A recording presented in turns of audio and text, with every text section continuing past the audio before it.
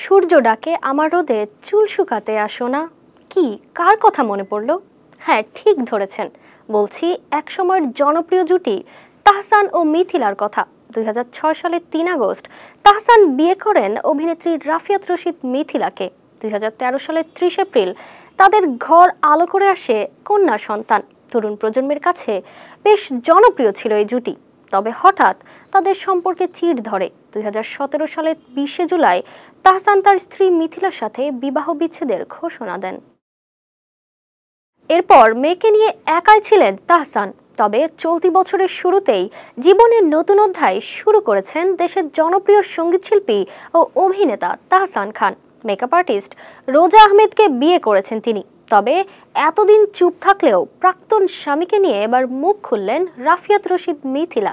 কি বললেন এই অভিনেত্রী?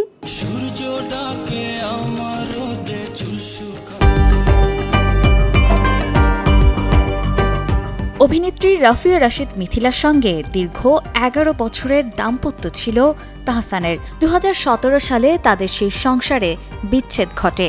এরপর 2019 সালের ডিসেম্বরে ওপার বাংলার পরিচালক সৃজিত মুখোপাধ্যায়ের সঙ্গে বিবাহ বন্ধনে আবদ্ধ হন মিথিলা।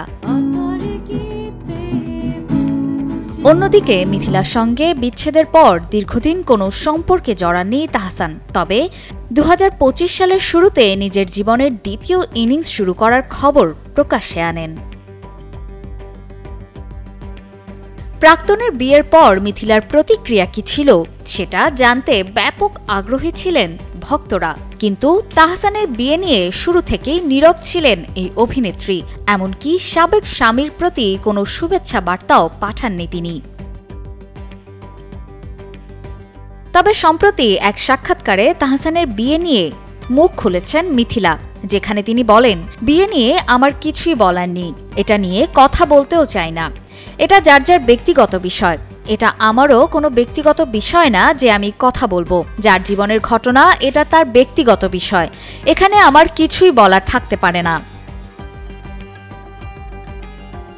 এর আগে মিথিলা এক সাক্ষাৎকারে বলেছিলেন, বিচ্ছেদ হয়ে গেলেও তাহসানের সঙ্গে তার বন্ধুত্ব রয়েছে। অভিনেত্রী মনে করেন, সন্তান থাকলে তার স্বার্থ আগে দেখতে হবে, সন্তানের মানসিক স্বাস্থ্য সর্বাগ্রে। অপর্ণা বর্ষা, কালের কণ্ঠ।